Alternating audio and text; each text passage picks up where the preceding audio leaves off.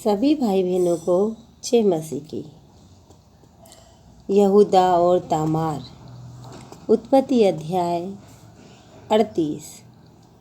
उन्हीं दिनों में ऐसा हुआ कि यहूदा अपने भाइयों के पास से चला गया और हीरा नामक एक अदुल्लाम वासी पुरुष के पास डेरा किया।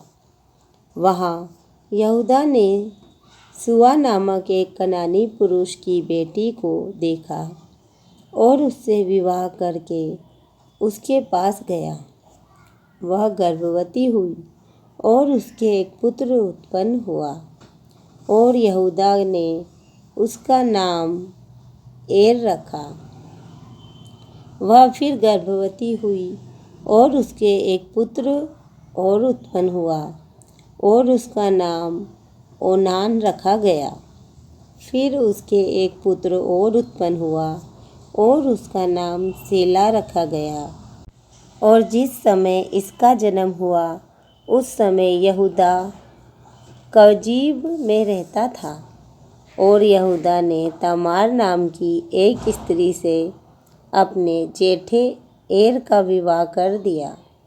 परंतु यहूदा का वह जेठा एर यहोवा के लेखे में दुष्ट था, इसीलिए यहोवा ने उसको मार डाला। तब यहूदा ने ओनान से कहा, अपनी भौजाई के पास जा और उसके साथ देवर का धर्म पूरा करके अपने भाई के लिए संतान उत्पन्न कर। ओनान जानता था कि संतान मेरी ना ठहरेगी, इसीलिए ऐसा हुआ कि जब वह अपनी भौजाई के पास गया तब उसने भूमि पर विरह गिराकर नाश किया, जिससे ऐसा ना हो कि उसके भाई के नाम से वंश चले। यह काम जो उसने किया उससे यहोवा अप्रसन्न हुआ और उसने उसको भी मार डाला। तब यहूदा ने इस डर के मारे कि कहीं ऐसा ना हो कि अपने भाइयों के समान सेला भी मरे, अपनी बहू तामार से कहा, जब तक मेरा पुत्र सेला सियाना ना हो जाए तब तक अपने पिता के घर में विधवा ही बैठी रह। इसीलिए तामार अपने पिता के घर में जाकर रहने लगी। बहुत समय के बीतने पर यहूदा की पत्नी जो सुआ की बेटी थी वह मर गई। फिर यहूदा शोक के दिन बीतने पर अपने मित्र हीरा अदुल्लाम वासी समेत अपनी भेड़ बकरियों का ऊन कतरने वालों के पास तिम्नाथ को गया। और तामार को यह समाचार मिला, तेरा ससुर अपनी भेड़ बकरियों का ऊन कतरने के लिए तिम्नाथ को जा रहा है। तब उसने यह सोचकर कि सेला सियाना तो हो गया पर मैं उसकी स्त्री नहीं होने पाई, अपना विधवापन का पहनावा उतारा और घूंघट डालकर अपने को ढाँप लिया और एनेम नगर के फाटक के पास जो तिम्नाथ के मार्ग में है जा बैठी। जब यहूदा ने उसको देखा और उसने उसको वेश्या समझा, क्योंकि वह अपना मुँह ढाँपे हुए थी, वह मार्ग से उसकी ओर फिरा और उससे कहने लगा, मुझे अपने पास आने दे, क्योंकि उसे यह मालूम ना था कि वह उसकी बहू है। उसने कहा, यदि मैं तुझे अपने पास आने दूँ तो तू मुझे क्या देगा? उसने कहा, मैं अपनी बकरियों में से बकरी का एक बच्चा तेरे पास भेज दूँगा। तब उसने कहा, भला उसके भेजने तक क्या तुम्हारे पास कुछ रेहन रख जाएगा? उसने पूछा, मैं तेरे पास क्या रेहन रख जाऊँ? उसने कहा, अपनी मोहर और बाजूबंद और अपने हाथ की छड़ी। तब उसने उसको वे वस्तुएं दे दी और उसके पास गया और वह उससे गर्भवती हुई। तब वह उठकर चली गई और अपना घूंघट उतार के अपना विधवापन का पहरावा फिर पहन लिया।